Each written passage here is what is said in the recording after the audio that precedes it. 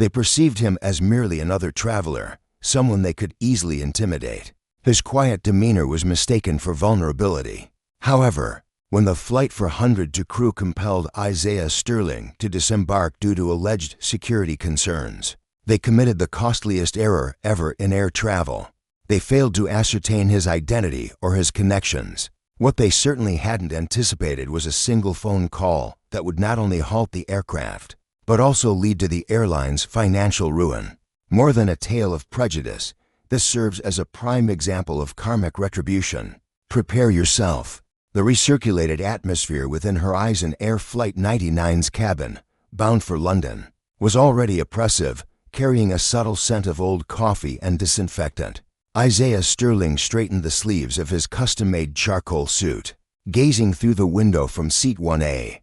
Fatigue weighed on him after an exhausting week of talks in New York. His sole desire was a glass of scotch, 6 hours of slumber, and to awaken at Heathrow. From his leather bag, he retrieved his noise-canceling earphones. He didn't resemble the usual first-class passengers on this particular flight path, typically comprising tech entrepreneurs in hooded sweatshirts or established wealth in cashmere. Isaiah stood 6 feet 3 inches tall, possessing broad shoulders and dark skin that appeared to absorb the cabin's stark illumination, sporting a well-groomed beard and wire-framed spectacles, which barely softened his commanding stare. "Pardon me," a voice cut in, sharp, fragile, and laden with distrust. Isaiah didn't immediately raise his head. He was messaging his assistant, confirming the collection arrangements. "Sir," I repeated, "pardon me." Isaiah put down his device and met her gaze. The purser stood above him. Her namatic identified her as Patricia. Her blonde hair was rigidly styled, and her smile failed to convey warmth in her eyes. A queue of passengers had formed behind her, causing a congestion point in the passageway. "Yes," Isaiah responded, his voice a deep, steady baritone. "Could I examine your boarding pass, if you please?" Patricia inquired. Her tone was not a polite query, but an imperative. Isaiah's brow furrowed a little. He had already presented his pass at the boarding gate. The cabin crew member at the entrance had already verified it. "I've presented it on 2 occasions already, but certainly." He accessed his phone, displayed the QR code, and extended it. Patricia did not scan it. Instead, she peered closely at the display, as though searching for evidence of falsification. "Seat 1A, she announced, her voice filled with disbelief. "Are you certain you didn't self-upgrade?" "Sir, system errors are quite common." "I purchased the ticket," Isaiah stated, his composure starting to wear thin. "Is there an issue?" "It's simply that Seat 1A is typically held for our esteemed global elite members," Patricia explained, lowering her voice to a confidential murmur. Her remark was audible to the occupants of the initial 3 rows. "Furthermore, this flight is completely booked. I must confirm this seat hasn't been assigned twice. It hasn't. I verified it on the application just 5 minutes ago." "Correct," Patricia affirmed. Standing upright, her gaze shifted beyond him to an elderly man in the aisle, clad in a tweed jacket and appearing agitated. "Mr. Halloway, my sincerest apologies for the hold-up. We're merely resolving a seating inconsistency." Isaiah's vision sharpened. He immediately grasped the situation. Mr. Halloway was the individual Patricia intended for Seat 1A. Isaiah represented the impediment. "There's no inconsistency," Isaiah declared, his tone becoming firm. "I am in my designated seat. Kindly allow me to get comfortable." Patricia's insincere grin disappeared. "Sir, I will need you to vacate the seat so we can confirm your documentation at the service desk. You are impeding the boarding procedure." "I can confirm them right here," Isaiah stated, tapping his phone, "or you can consult your passenger list. I will not be rising." A hush fell over the cabin. The atmosphere grew abruptly tense and acute, akin to a broken wire. "Sir," Patricia retorted, her voice escalating, "failure to adhere to crew directives constitutes a federal offense. I am politely requesting you to stand." As Isaiah gazed at her, he perceived the prejudice blazing in her gaze, the presumption that he was out of place, that he had gained entry illicitly, and was merely a stand-in for a more deserving individual. Taking a deliberate breath, he was well aware of the data. He understood the pattern, An elevated tone would label him aggressive, a refusal, non-compliant. "Very well, I'll stand," Isaiah stated, looming over her. "Let's confirm." The journey to the aircrafts seemed interminable. Isaiah sensed the gazes of every passenger fixed upon him. A few appeared compassionate, while others seemed merely inquisitive. However, numerous individuals displayed an expression of self-satisfied confirmation. A silent "I knew it" in their eyes. He emerged onto the jet bridge, the damp New York atmosphere enveloping him. Patricia trailed behind, accompanied by the harried gate agent, a man named Gary. "Gary, re-examine his ticket," Patricia commanded, her arms folded. "The system surely contains an error. Mr. Holloway holds diamond status. He is entitled to seat 1A. Gary rapidly entered data on the terminal console. Patricia, the computer indicates Isaiah Sterling, with the entire cost settled in cash. It's a legitimate reservation. Patricia's face crimsoned. That's unthinkable. Observe him. Does his appearance suggest he would have paid $15,000 for a single journey fare? Isaiah remained quietly by the wall, observing their interaction. He inserted his hand into his pocket. "Keep your hands clear," Patricia screamed, recoiling slightly. Isaiah paused abruptly, deliberately withdrawing his hand to display his iPhone. "I'm initiating a call," he stated icily. "Unless that, too, is prohibited by federal statute. You cannot initiate calls on the jet bridge if it disrupts operations," Gary faltered, visibly uneasy with Patricia's intensifying behavior, yet lacking the resolve to intervene. "I'm not causing disruption," Isaiah stated. "I'm addressing your issue." "The issue," Patricia cut in, pointing a well-kept digit at him, "is that you are creating a disturbance. You were antagonistic on the aircraft. You caused the other travelers to feel insecure." Isaiah gazed at her, utterly incredulous. "I uttered fewer than 10 words to you. Rather, it was your demeanor, your hostility." Patricia fabricated with ease. She addressed Gary. "I'm uneasy about traveling alongside him. Captain Miller will share that sentiment. We require his removal." Gary glanced from the legitimate ticket to the enraged flight attendant. A sigh escaped him. "Sir, understand this. Should the crew feel uneasy, I am unable to permit your re-entry. Your reservation can be changed to the subsequent flight. An economy seat is available on the 9:10 p.m. Masson service." "Are you removing me from the flight?" Isaiah inquired, his tone dangerously subdued. "This concerns safety," Patricia stated, her chin held high. "It's at the pilot's discretion." "All right," Isaiah responded. He refrained from arguing or shouting. He merely accessed his phone. "I wish to formally document that I am being refused entry, notwithstanding a legitimate first-class ticket, purely due to the flight attendant's unease."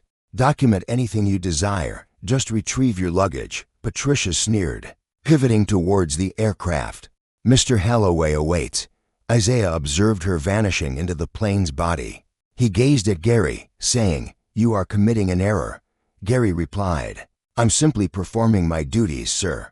Gary muttered, averting his gaze, "Your luggage is currently being removed from the aircraft." Isaiah gave a nod. He proceeded along the jet bridge, returning to the main terminal building. He located a secluded spot by the window, from which he could view the Boeing 707's nose. "Flight 99, he punched in a number. This was neither customer support nor a legal representative. He called a direct line that circumvented the main reception of a significant corporate office in London. "Sterling," a voice responded after 2 rings. The speaker had a rough British intonation. "Arthur Pendleton, Airline Global CEO." "Arthur," Isaiah stated, observing the ground staff carelessly throw his Louis Vuitton travel bag onto a baggage trolley, as if it were a mere sack. "There's an issue with the 707-300R, presently situated at JFK's Gate 42. Horizon Air, Flight 99. What's the trouble? What sort of difficulty? That aircraft belongs to us, doesn't it?" Arthur inquired. "Indeed it is," Isaiah confirmed. "I'm observing it presently. I was scheduled to be aboard, yet it seems I'm considered a security threat." "You," Arthur chuckled. "You are the dullest individual I'm acquainted with, Isaiah. What action did you take?" I rectified their grammar. The flight attendant disapproved of my appearance in first-class seat 1A. I was removed, and a Mr. Halloway was placed in my assigned seat. A chilling, perilous quiet settled on the phone line's opposite end. "Arthur," Isaiah proceeded, his tone suave yet laden with meaning. "I'm reviewing the leasing contract we prepared for Horizon during the previous year. Article 14, subsection B. The owner retains the authority to immediately immobilize any asset if a suspected violation of safety procedures or operational carelessness occurs, pending a complete inspection." I am familiar with that provision, Isaiah. You authored it. In my view, removing a traveler due to racial prejudice amounts to operational carelessness. Concerning staff instruction and accountability, do you not believe this exposes the asset to the danger of a substantial legal claim? As Aerolease's chief legal advisor and the main signer for the asset's conveyance, I recommend we lessen that hazard. "Are you intending to immobilize the aircraft?" Arthur inquired. "No," Isaiah replied, observing the airbridge pull away from the jet. "My intention is to reclaim the power plants." Arthur let out a dry, malicious laugh. "Those engines, the Rolls-Royce Trent 800s, are leased independently for that aircraft. We hold the documentation for them." "Precisely," Isaiah affirmed, "and the agreement specifies that should the renter breach the clause of good faith and equitable treatment, which discrimination undeniably falls under, we are entitled to retrieve the asset without delay." "Isaiah," Arthur stated, lowering his tone, 300 individuals are aboard that aircraft. They won't be departing regardless," Isaiah responded, "as I am about to withdraw the operational approval for those power units." "Place the call, Arthur. Inform Air Traffic Control that Flight 99's engines are no longer approved for use by Horizon Air, with immediate effect. You are a cruel individual, Sterling." "I am merely a traveler who did not match the expected criteria," Isaiah remarked. "Proceed." He ended the call. On the airfield below, the tow vehicle had just connected to the enormous aircraft's nose wheel. The power plants started to hum, preparing for their ignition sequence. Isaiah observed serenely. He glanced at his timepiece. Half a minute afterward, the engines abruptly powered down. The tow vehicle halted, and then the airbridge started to return to the aircraft. Isaiah offered a small, frigid grin. His pocketed phone vibrated. It was an alert from the Horizon Air application. Flight 99's status postponed. He pivoted and proceeded back to the boarding gate desk, where Gary was staring at his monitor, his complexion as pale as blank paper. "Is there an issue, Gary?" Isaiah inquired. Resting against the desk, Gary lifted his gaze, his eyes dilated with alarm. I'm unsure. Operations just contacted me. They informed me the power units have had their certification revoked." "That appears grave," Isaiah commented. "It sounds costly. And who might you be?" Gary murmured. "I informed you," Isaiah stated. "I'm the individual who purchased the ticket." The gate phone chimed, and Gary answered it, his hand trembling. "Gate 42, affirmative, Captain Miller." "Pardon, who is this?" Gary's gaze shifted from Isaiah to the receiver. "Yes, Captain. He's present right now." Gary gulped. "Captain Miller wishes to converse with you." Isaiah made no move to accept the call. "Inform the captain that if he desires to speak with me, he may approach this location. I'm prohibited from boarding the aircraft. Recall, a safety hazard." The mood at Gate 42 transformed from ordinary tedium to intense alarm. Onlookers awaiting their subsequent flight were gazing intently. Gary, the airline gate representative, seemed as though he might lose consciousness. In an instant, the jet bridge's entrance swung open. Captain Robert Miller emerged with purpose, his cap held beneath his arm, his expression a facade of restrained rage. He was an individual accustomed to total command at high altitudes, his fur stripes serving as a symbol of his power. Patricia followed in his wake. Her self-satisfaction vanished. Her immaculate blonde coiffure appeared to tremble with apprehension. Her gaze flitted anxiously across the terminal. Miller fixed his attention on Isaiah, who was placidly reviewing his email on his mobile device.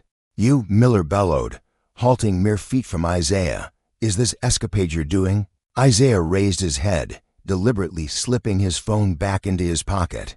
"Captain Miller, it's a delight. although I typically favor encountering the flight personnel prior to being ejected from their aircraft. Enough with the theatrics, Miller retorted. The control tower just notified me that the operational certification for my Rolls-Royce engines has been rescinded by the lessor. We're grounded, they reported. Did you sanction this? Who in the world are you to approve anything concerning my airplane? Patricia chimed in from behind the captain. Look, Captain, I informed you he was problematic. He's either a cyber criminal or a radical. We ought to contact the FBI. Isaiah chuckled. His laughter was profound and sincere, reverberating through the strained gate vicinity. A terrorist, Patricia? I am a corporate attorney focused on global aviation finance. He retrieved an elegant metallic business card from his jacket pocket and extended it to the captain, gripping it with 2 fingers. Miller seized it and perused its contents. His gaze broadened marginally. Aerolease Global, Miller articulated. General Counsel, precisely, Isaiah affirmed. Our company possesses the engines affixed to the wings of your Boeing 777. We provided them to Horizon Air via lease agreement with highly precise contractual stipulations. And a mere 10 minutes passed. I activated the good faith breach provision within that agreement. On what basis? Miller inquired, though his tone had shed some of its former bravado.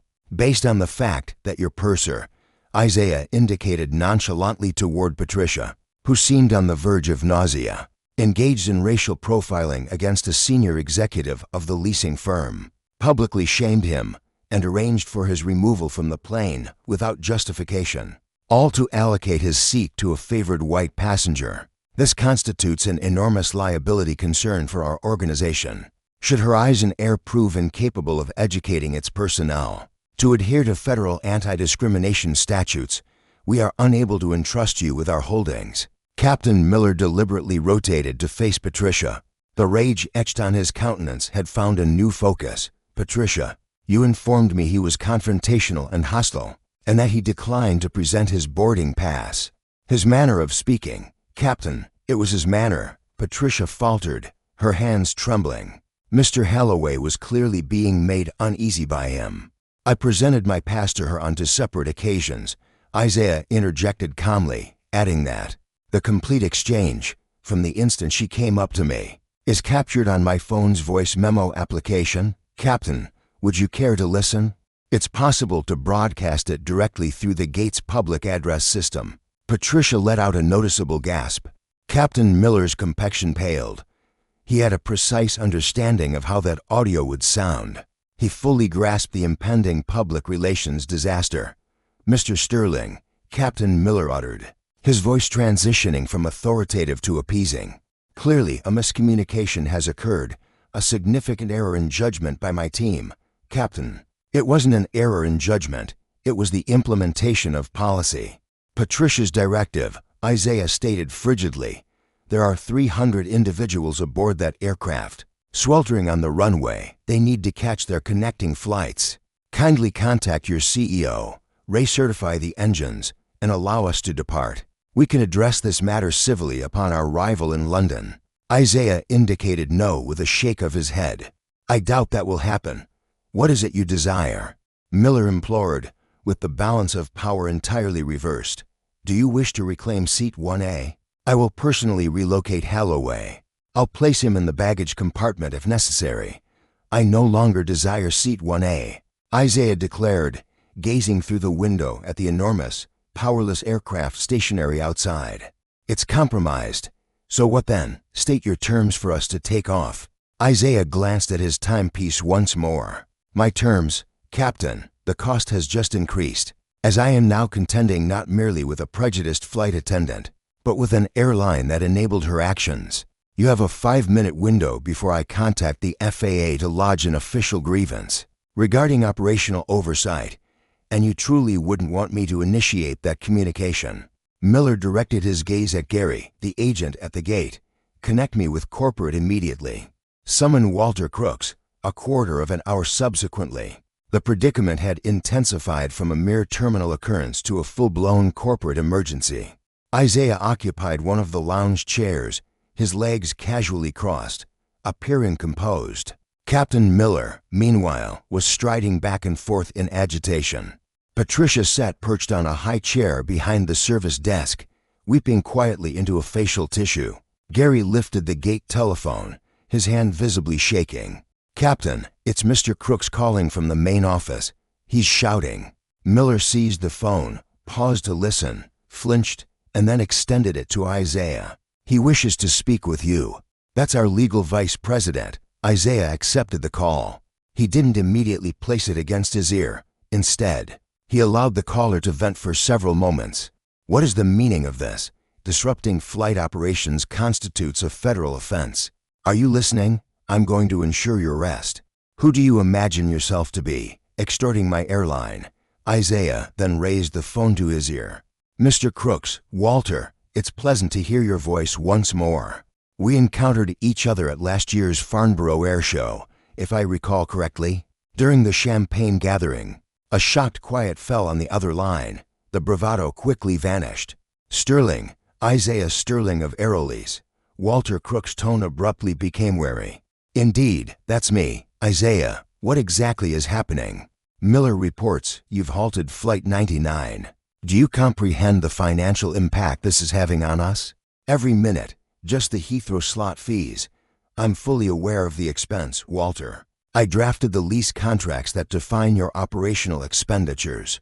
And at this moment, that aircraft remains stationary because your personnel deemed civil rights to be discretionary." Today, Isaiah provided Crooks with a brief, harsh account of Patricia's conduct. "Walter, you employ a renegade staff member who subjected your airline to a discrimination claim I would personally relish pursuing," Isaiah stated. "And given that my firm possesses the equipment she's utilizing, I intervened to safeguard our assets." All right, Isaiah, let's calm things down," Crooks uttered, his voice betraying a palpable nervousness. "You've made your argument. The purser made an error in judgment. We'll handle her internally. Simply allow the engines to start. We'll provide you with a first-class upgrade on any flight you desire for 12 months. We'll issue you a $50,000 voucher. Just permit the plane to depart." "Insufficient," Isaiah responded without hesitation. "What do you imply by insufficient?" "What I mean is, you're not paying attention, Walter. This isn't concerning a mere voucher. It's about dignity." Isaiah rose and moved towards the window, observing the aircraft. He could discern faces pressed against the plane's small windows, travelers pondering why the engines had ceased, why they remained motionless. The onboard air conditioning would soon falter, as the auxiliary power unit contended with the New York heat. "These are my conditions for allowing the aircraft to proceed," Isaiah declared, his tone unwavering and firm. "Conditions: you're keeping us captive. First condition," Isaiah went on, disregarding him. "Patricia, the flight attendant, must be taken off this flight right away. She will be suspended until a thorough inquiry is completed, and its findings will be provided to Airline." He glanced back at the desk. Patricia raised her gaze, her mascara streaking. Fear filled her eyes. "Agreed," Crooks stated at once. "She's removed. What's next?" "Second condition. Captain Miller is to address the passengers presently on the aircraft.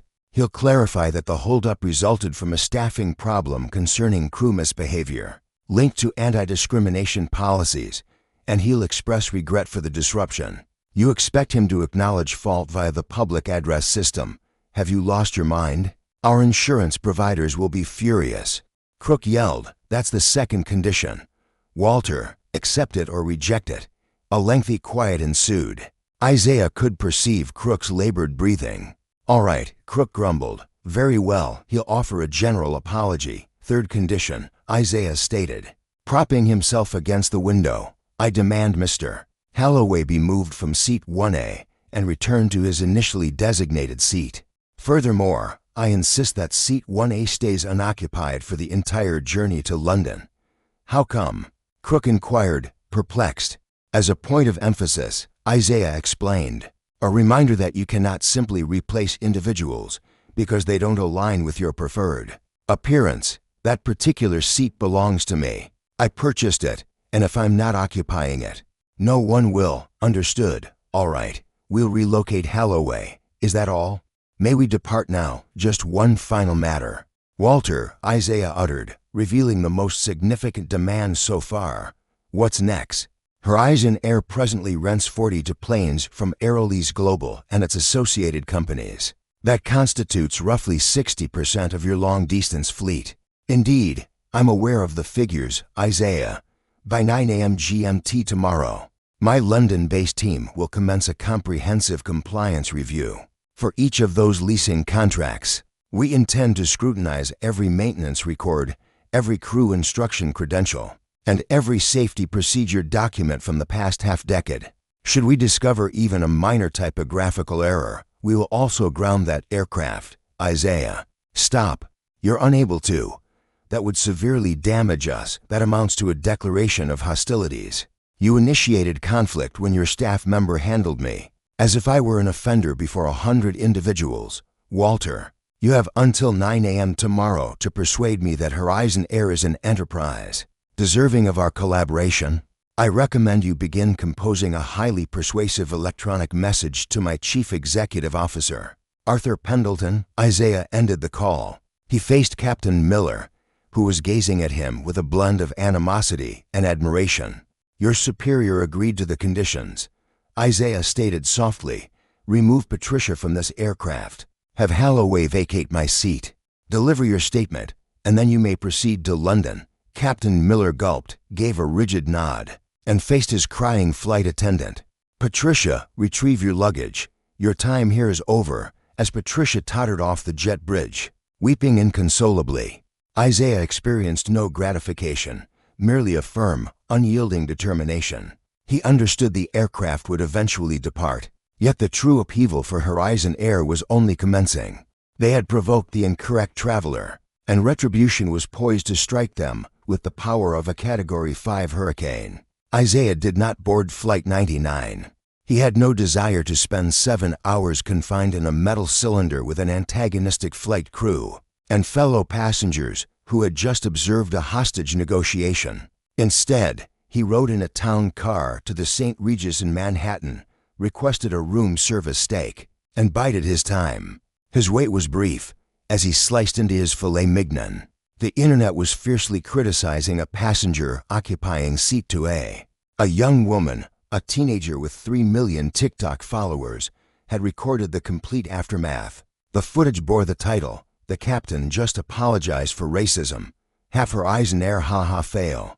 Isaiah leaned his mobile phone against the water glass and observed the unsteady recording. It depicted Captain Miller positioned at the cabin's fore, appearing like a man heading to his execution. The public address system sputtered. "Ladies and gentlemen, this is Captain Miller. I must extend a heartfelt apology for the holdup. We encountered a staffing problem concerning a significant error in judgment regarding our anti-discrimination policies. The involved crew member has been taken off the aircraft. We are currently getting ready for takeoff." The camera then rapidly panned to reveal the aisle. The cabin crew members were uncomfortably requesting Mr. Holloway to leave seat 1A. "This is absurd." Holloway's voice resonated loudly in the recording. He was a flushed-faced man wearing a tweed jacket, gripping a glass of scotch. "I received an upgrade. You cannot reassign me to business class. Are you aware of whom I represent? Sir, I beg you." A frightened junior flight attendant murmured. "We must maintain seat 1A as vacant. It is a condition of the arrangement to reactivate the engines." "Engines? What are you referring to? I am not relocating." "In that case, we will not depart, sir." The footage then showed Holloway furiously collecting his belongings, railing against affirmative action and woke absurdities. As the other travelers jeered at him, the concluding image displayed seat 1A, vacant, spotless, and eerily quiet as the aircraft moved on the runway. The recording garnered 6 million views within 2 hours. The remarks constituted a massacre on Travel Queen's page. "Hold on. They removed a man because he was black?" Caught by the engine's proprietor and subsequently forced to plead for the engine's return. Law, justice, according to Stock Market Watch. Horizon Air HZN has dropped 4% in post-market trading. Someone will be dismissed at Legal Eagle. Who exactly is this traveler? He sounds like a suited John Wick. Part of the agreement to get the engines back on represents the most impressive display of power I've ever encountered. The phone belonging to Isaiah began to ring. This time, it wasn't Arthur calling. The number was unfamiliar to him, yet its area code indicated Atlanta, the worldwide base for Horizon Air. He allowed the call to go to his voicemail, but it continued to ring repeatedly. Eventually, he answered. "Sterling here," a voice softly stated. It possessed a smooth, southern quality, oozing insincere charm. "I'm Jameson Locke, the Chief Executive Officer of Horizon Air. I understand we share a common acquaintance in Arthur Pendleton." "Indeed, we do," Isaiah responded, sipping his red wine. "I presume your call is prompted by your company's stock value plummeting more rapidly than your aircraft's cabin pressure. My reason for calling is to rectify this situation, Isaiah." "May I address you as Isaiah? You may refer to me as Mr. Sterling." "Understood. Mr. Sterling, regarding Patricia, the incident was regrettable. Her employment has been ended without delay. Captain Miller has been put on temporary administrative leave. We're releasing a public declaration against discrimination. We're fulfilling all your requests. You fulfilled all my requests to get the aircraft airborne. Jameson, that deal is finalized, so we're settled." The audit was merely a spur-of-the-moment reaction, wasn't it? A strategy for negotiation. Jameson Locke chuckled with unease. "We've maintained a partnership for 10 years. You wouldn't want to scrutinize our financial records. It would create complications for all involved." Isaiah dabbed his lips with a cloth napkin. "Jameson, are you aware of my reason for including Clause 14B in our leasing contract? It was to safeguard the property, to ensure the asset's integrity. An airline permitting its employees to harass passengers is an airline that compromises on standards. Should Patricia have felt at ease violating federal statutes before a packed aircraft? What actions are your mechanics taking unsupervised? What critical items are your pilots overlooking during their pre-flight inspections?" "Our operations are meticulously managed," Locke retorted sharply, his pleasant demeanor faltering. "That remains to be seen," Isaiah stated. "My crew arrives in Atlanta by 8 a.m. Ensure the maintenance records for the complete Boeing 737 fleet are prepared. And Jameson, suppose I discover even one absent signature, one component past its due date, or one concealed safety document, I won't merely seize the engines. I'll seize the aircraft themselves." Isaiah ended the call. His gaze shifted towards the New York cityscape visible through the window. The widely circulated video merely ignited the initial spark. The full conflagration was set to arrive by morning. Horizon Air's main office lobby in Atlanta served as a testament to corporate pride, featuring walls of glass, exceptionally high ceilings, and an enormous replica of an airplane suspended from the roof beams. By 7 a.m., the automated entrance doors parted. Isaiah Sterling entered.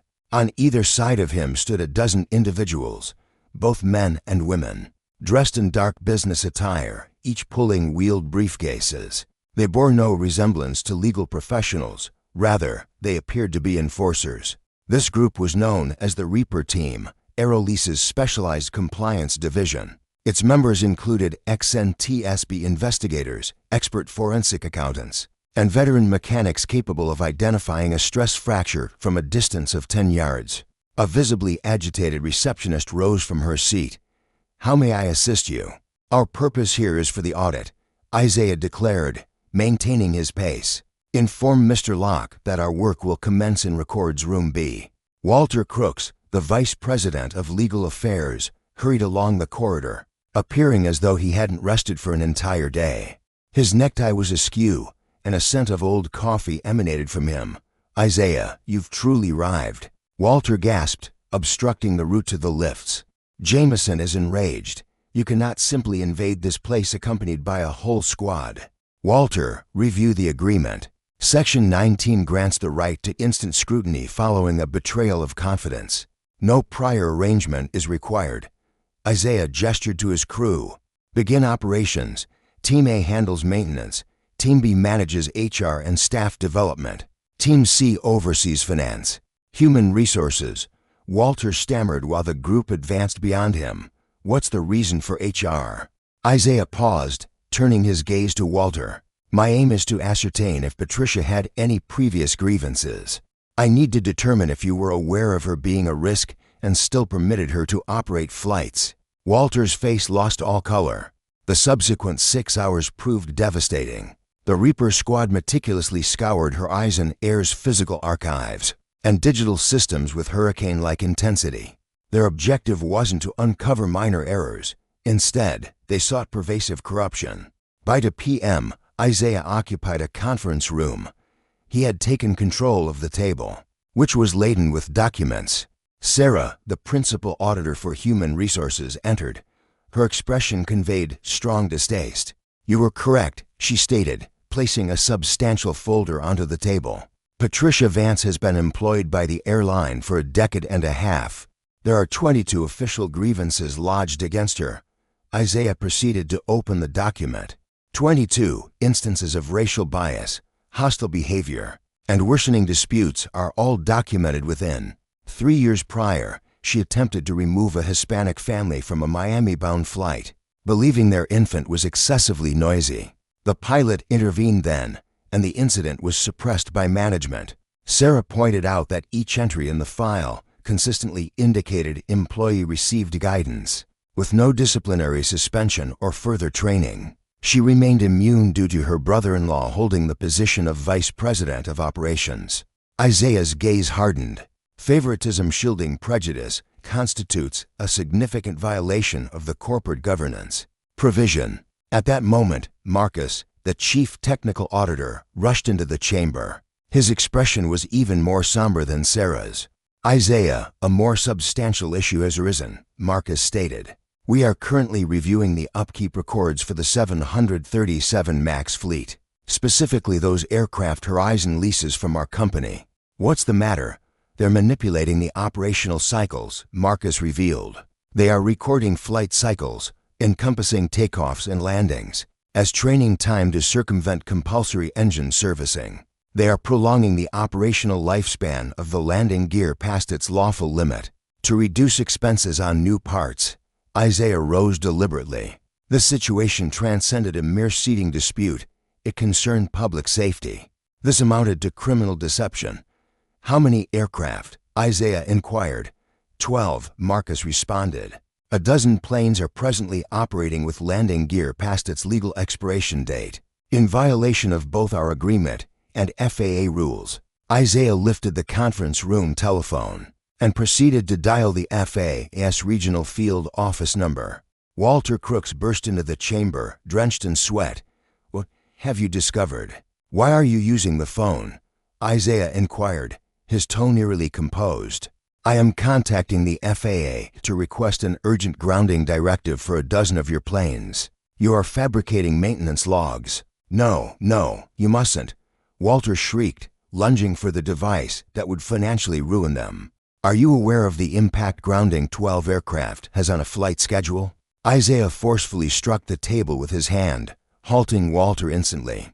"You ought to have considered that before allowing a prejudiced flight attendant to remove me from a plane. Walter, you believed you were merely intimidating a traveler. You failed to comprehend that you were instigating a forensic inquiry into your whole corrupt enterprise." "Isaiah, I implore you," Walter pleaded, genuine tears welling in his eyes. "We can resolve this. We'll compensate you. We'll pay whatever it takes." "This is no longer about financial compensation," Isaiah stated. "It concerns my inability to feel secure placing my loved ones aboard your aircraft. And if I lack that sense of security, no one will take flight." He placed the handset against his ear. "Hello, yes, this is Isaiah Sterling, the Chief Legal Officer for Aerolease Global. I must report a critical Level 1 safety breach concerning the immediate flight readiness of the Horizon Air fleet." While Isaiah spoke, he observed Walter Crooks slumping into a seat, burying his face in his hands. The severe repercussions had materialized. This was no mere reprimand, it was a devastating blow. However, the ultimate revelation was still pending. For as the auditors conducted their investigation, they uncovered an additional email. A message dispatched by the CEO, Jameson Locke, to the Vice President of Operations concerning the Patricia issue from 3 years prior. Isaiah gestured for Sarah to pass him the document. He perused it during his wait on the line with the FAA. The electronic mail stated, "Subject, regarding, grievance against P. Evans from Jameson Locke.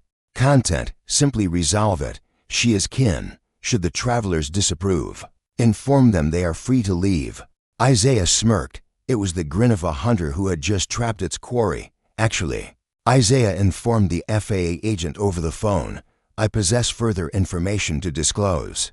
I hold proof of a high-level conspiracy to conceal safety breaches. I will also require the Department of Justice to join this call." Walter Crooks raised his gaze, his complexion ashen. He understood the implication. It was no longer merely about monetary penalties. It signified incarceration. A profound quiet filled the meeting room at Horizon Air's main office, interrupted solely by the air conditioning's drone and Walter Crooks' labored breaths. Isaiah Sterling stayed connected with the FAA, his tone composed, exact, and utterly destructive. He wasn't merely disclosing an infraction. He was systematically bringing down an entire organization. "Indeed, Agent Reynolds, I presently hold internal communications verifying that the Chief Executive Officer, Jameson Locke, deliberately sanctioned the concealment of safety assessments concerning the 737 MAX fleet's landing gear." "I'll wait." Isaiah lifted his gaze. Walter Crooks was openly weeping. It was not a composed lament. It was the uncontrolled sobbing of an individual witnessing his existence's boundaries constricting. "You've destroyed us, Walter," a voice murmured. "You truly have. It was a suicide, Walter." Isaiah clarified, muffling the phone. "This was a self-inflicted death. I've just endorsed the death certificate." The federal authorities' reaction was anything but understated. Within the realm of aviation, claims of fabricating upkeep logs are regarded with the identical gravity as a bomb scare. Less than 120 minutes after Isaiah's phone call, a procession of dark SUVs inundated the forecourt of Horizon Air's Atlanta main office. Staff members gazed through the expansive glass panels, bewildered. Subsequently, the entryways flew open.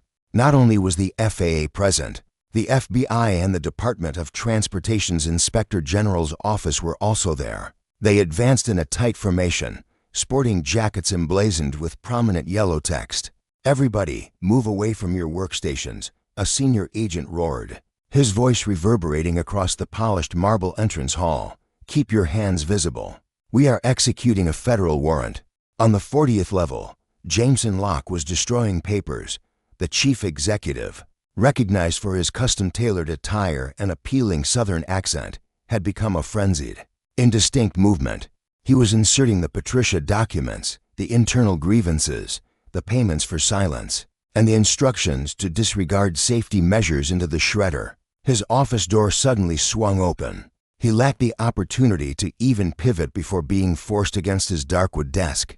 "Jameson Locke, you are being apprehended for conspiring to swindle the U.S.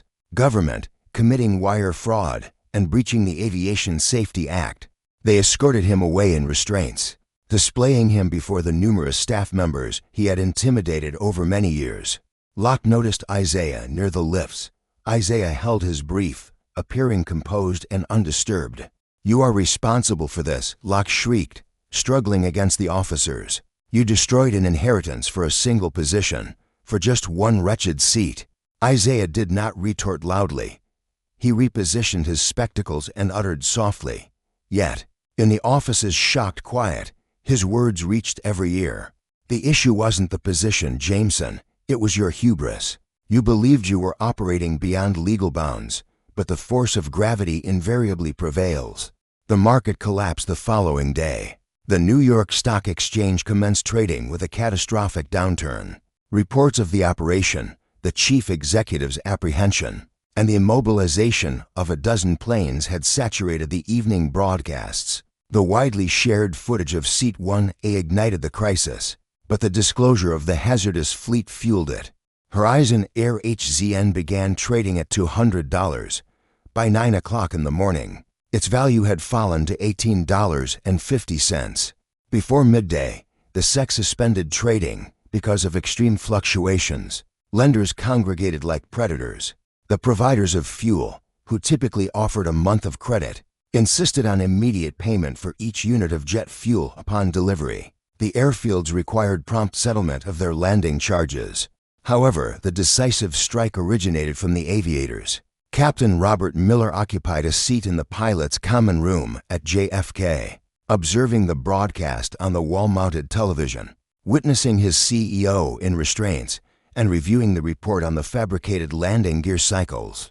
He then felt a touch on his shoulder. It belonged to Captain Davis, the East Coast's union representative. Davis's expression was grim. "You were aware, weren't you, Bob?" Davis inquired softly. "You understood that management compelled us to operate faulty aircraft, yet rather than resisting them, you were preoccupied with removing paying passengers from your flight because they didn't align with your exclusive club's image?" Miller faltered, the coffee mug shaking in his grip. "I adhered to procedure," Davis declared. "Your time is up, Bob." With a frigid tone, he stated, "The union is commencing a no-confidence vote against the present flight operations management, and we will not shield you. You jeopardized passengers. You jeopardized us. Surrender your identification." Captain Miller surveyed the lounge. He anticipated finding supporters, however. He observed only the backs of his co-workers, pilots, co-pilots, flight engineers. Every one of them averted their gaze. He was an outcast. Individual destinies unfolded as Horizon Air, the corporate body, collapsed. The personal repercussions for those implicated were deeply personal and harsh. Patricia Vance occupied the compact kitchen of her condominium, gazing intently at her laptop screen. Her email inbox overflowed. Though not with employment proposals, she had submitted applications to Delta, United, American, and even the low-cost airlines. Each one had dispatched a refusal notice within mere hours. Her identity was marked in the nationwide hiring system: unemployable, severe misconduct, potential hazard. Her telephone chimed. "It's your landlord, Ms. Vance. Your payment was returned once more. I'm aware," she wept, gripping the receiver tightly. "My financial holdings are inaccessible. A legal action is imminent from the 3 other households. Please, I only require 7 days. You are granted 3 days, Patricia. Otherwise, we will commence eviction proceedings." She ended the call and observed the widely shared video that continued to spread on Twitter. She perused the remarks, countless unknown individuals ridiculing her, scrutinizing her disdainful expression, her dismissive gesture. She had once reigned as the cabin's monarch, exercising her trivial authority like a despot. Presently, she was unemployable, penniless, and solitary. Mr. Halloway experienced a similar fate. The individual who believed his standing warranted seat 1 discovered that such status was surprisingly delicate. He entered his workplace at Vanguard Capital Partners 48 hours following the occurrence. His access badge failed. Security personnel intercepted him at the gate. "Mr. Halloway, your personal belongings are contained in a package," the security officer stated, presenting him with a corrugated box. "This is preposterous," Halloway stammered, his complexion flushing to the identical crimson hue it had displayed on the aircraft. "I am a principal partner. I produce millions for this company." "The executive committee convened yesterday evening," the guard responded, delivering a pre-written statement. "They concluded that your conduct aboard Flight 99, particularly the racially charged mistreatment recorded on video, contravenes the company's ethical policy. We have patrons withdrawing their investments, sir. You are a detrimental liability." Halloway remained on the Wall Street pavement, clutching a carton that held a stapler and an image of his vessel. As passers-by navigated around him, he had been dismissed from his employment because he found it intolerable to witness a black individual occupying a seat he desired. The consequence of that particular seating choice had deprived him of an income in the millions. The sale. 3 months later, Horizon Air's remains were being picked over. The Delaware bankruptcy court was completely full. Attorneys from all major airlines were present, sifting through the remnants. They were placing bids for gate slots at Heathrow, landing rights in Tokyo, and the remaining airworthy aircraft. Isaiah Sterling occupied a seat in the back row, next to Arthur Pendleton, the CEO of Aerolease Global. "They're selling for a pittance," Arthur whispered, observing the bidding on the European routes. 50 cents on the dollar. It's a clearance sale. Isaiah concurred. No one desires the brand. The Horizon name is toxic. Arthur grinned. That's precisely why we're acquiring the infrastructure, not the brand. Arthur lifted his paddle. Aerolease Global offers for $100 million for the entire long-haul fleet, the Atlanta maintenance facility, and the JFK gate leases. A collective gasp filled the room. It was an enormous offer, yet simultaneously a bargain. The judge looked down. Are there any further bids? A hush fell. The other airlines lacked the financial liquidity to undertake the required maintenance overhaul. But Aerolease possessed it. They owned the engines. They controlled the supply chain. Sold. The judge struck the gavel. Isaiah looked at Arthur. We are now an airline. Truly, we are. Arthur stated, however, we require a new designation, one that implies transcending the past's impurities. Ascend. Isaiah responded instantly. Ascend Airways, I approve. Arthur gave a nod. And Isaiah, your role as legal counsel is over. I'm appointing you as Executive Vice President of Customer Experience. Revise the regulations. Ensure this situation is never repeated. 6 months following the incident that rattled the aviation sector, Isaiah Sterling returned to JFK Terminal 4, heading for Seat 1A. The transformation was complete. The dingy, frantic atmosphere of the old Horizon terminal had vanished. Ascend Airways' new signs appeared sleek, contemporary, and inviting. Yet the most profound alteration lay in the culture. As Isaiah approached the check-in counters, he observed no agitated agents shouting at passengers.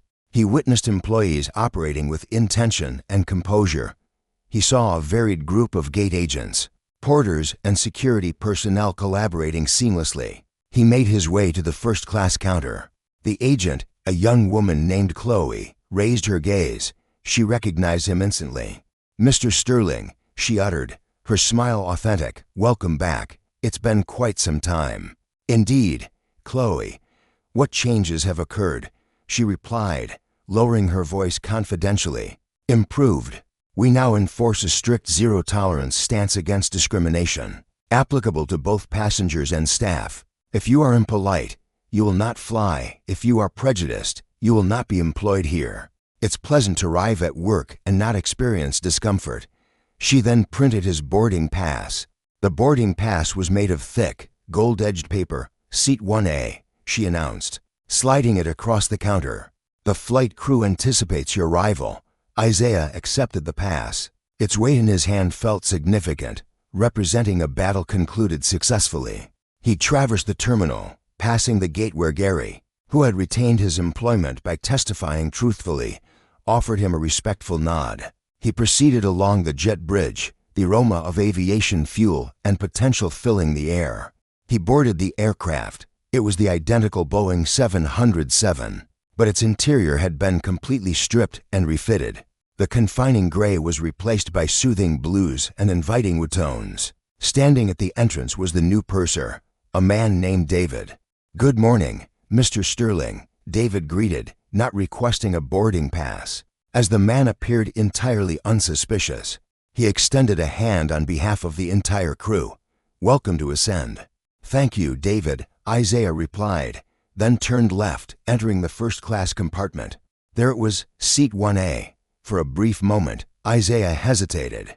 The memory of Patricia's imposing presence, Mr. Halloway's scornful sneer, the mortification of that humiliating walk down the aisle, all these images flashed through his mind. However, he then surveyed his surroundings. The other passengers were getting comfortable. In Seat 2A sat a young black woman, reviewing legal documents. An Asian couple occupied row 3, sharing laughter over a map of London. This was a space accessible to anyone able to afford the ticket. The former gatekeepers had vanished. Isaiah stowed his satchel in the overhead compartment. He took his seat. The leather felt supple, and the legroom was vast. Gazing through the window, he watched as the engines began to power up. The profound, potent thrum of the Rolls-Royce Trent 800s resonated through the cabin floor. This was the sound of might, the sound of liberation. David then materialized, carrying a crystal glass filled with sparkling water. We'll be pushing back into minutes, Mr. Sterling, David informed him. The captain, Captain Reynolds, she's new wished for you to know the flight duration is a swift 6 hours and 20 minutes with entirely smooth air.